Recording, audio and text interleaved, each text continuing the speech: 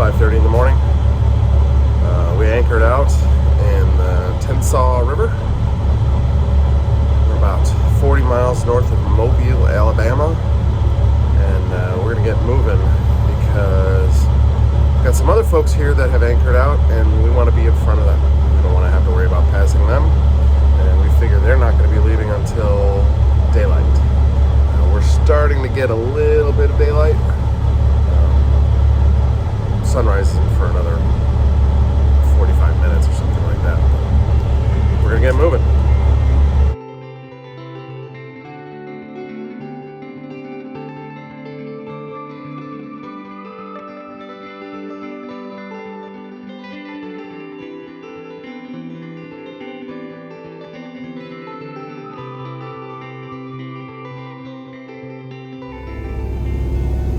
Well, as you can see, not having water is starting to create some a little bit of a mess here. We've been doing the best we can to use these disposable containers, which I hate to do because environment.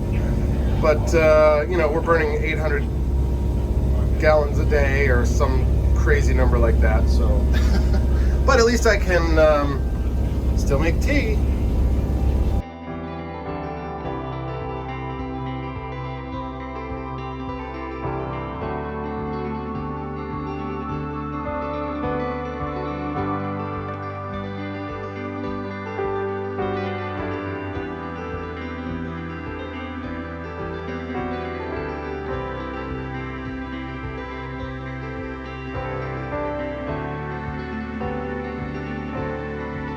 If you haven't seen the previous video about our no water, no toilet experiences, check out that link here. But let me show you what our daily routines are like, or my morning routine. That's the only toilet we can really use, and there's not enough water in the bucket, so we're gonna take the bucket. Kevin, why are you going into the laundry room, you ask? To go to the bathroom. Because this is where the water is. Because the washer doesn't empty. So we have nice, clean, soapy water. And I take that. And we fill up the bucket. Sure would be nice to use that one. But no. Got the bucket.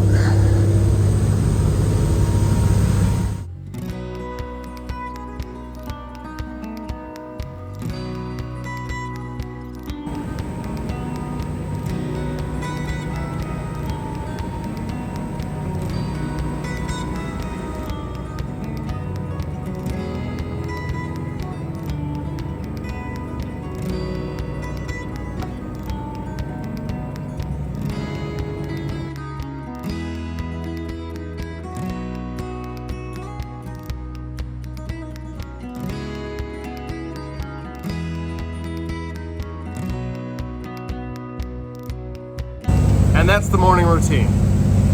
I mean, in the grand scheme of things, at least we have a toilet that we can use. Sorry about the hair. I obviously don't have water for me to shower with. Although I did shower yesterday, so that was good. Well, looky here now. Seems like we got ourselves a railroad bridge. This is the first bridge that we have seen since we left Chicago that we needed to get lifted. It's only 11 feet tall when it's closed, and it is closed right now. So we're trying to get in contact with them and see if they'll lift it for us. There's one in Southern Illinois we had to lift. Shh! Shh! Don't let them know that I messed up. No, he doesn't know what he's talking about. You can't really see it without the $1,400 Fuji stabilizing binoculars, but there is a tiny little sign saying what channel he's monitoring, which is 13, and we were calling him on 16, and I think he was just waiting for us to call him on 13. But he's raising it now. Didn't have to wait for more than a few minutes.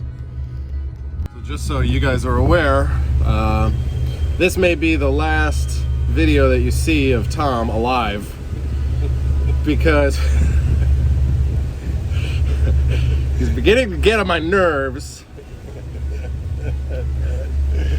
beginning.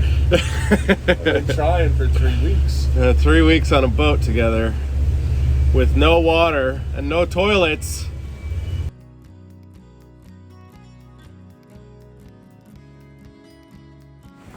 Mobile, Alabama. Mobile. Ooh, that was a log. We have made it to Mobile, Alabama. Lots of industry here, and the smell of industry, but you can also smell the ocean. So we're pretty happy because we are very close to the ocean. We're just entering into Mobile Bay right now, and we are going to be on the ocean within maybe an hour or two.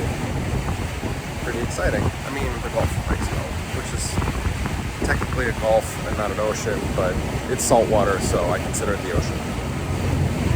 Or I guess Salt Lake is also salty, so that's not an ocean, that's just an inland sea. Whatever.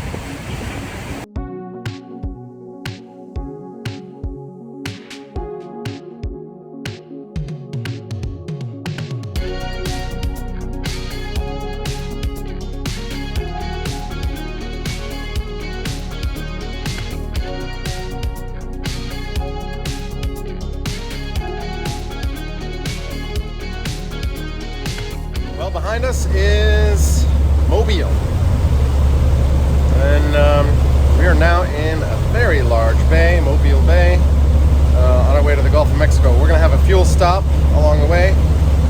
Probably going to stick to the intercoastal waterway, the Dog River, because what we've heard is that it's fairly choppy in the Gulf. They're coming right at us. They're right our mouth.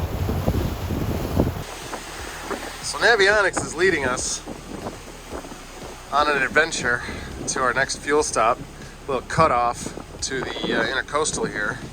And as you can see on the chart, we're going to get into some shallower water. I don't know if we like that. Actually, no, we don't go through the, well, yeah, we go through the 6 a little bit, but the channel's nice and deep. Well, since our fuel transfer pump stopped working, I'm gonna go take some pictures so we can order some more.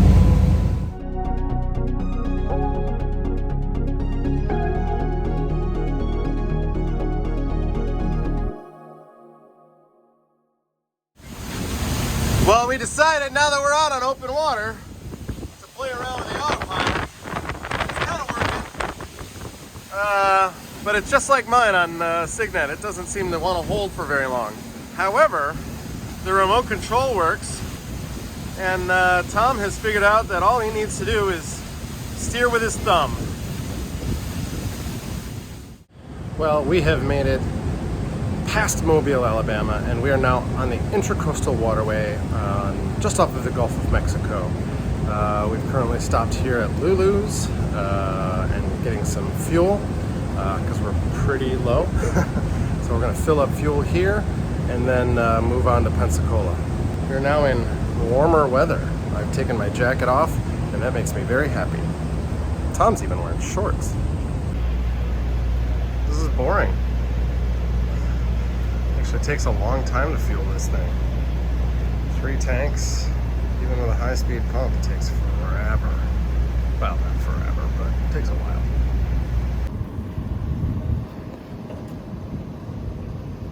There's one pump.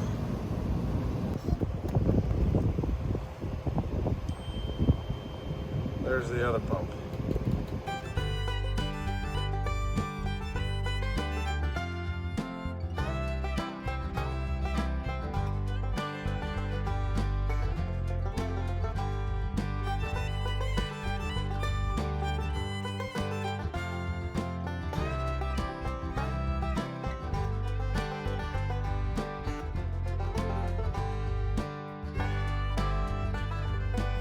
So it's actually quite amazing to me how different Alabama and Florida look. I mean, we've only been in Florida for 5 miles now, and it already looks different. It's got that feel, you know? I mean, we've got dunes and just feels like the ocean. It's don't get me wrong, Gulf Shores is pretty nice, but this feels like Florida to me. So we have another maybe half an hour to go to reach our stop for the evening and maybe for the next few days while we get some repairs done. So we are big fans of Boat Drinks, which is at Burnham Harbor in Chicago. And we think we might have found our local Boat Drinks here in Pensacola, Florida while we get some work done on the boat.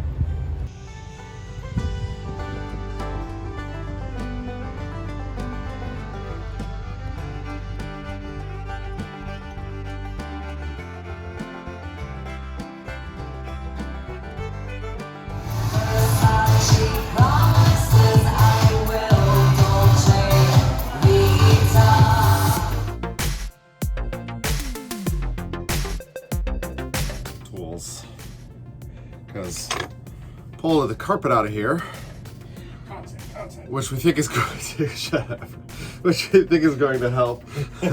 Content. Which we think is going to help with the smell. And now I have to pull all the tack strips up, and there are a lot of them because it's all round. Everything's round on this boat. Stupid 90s design, even though it's 2001.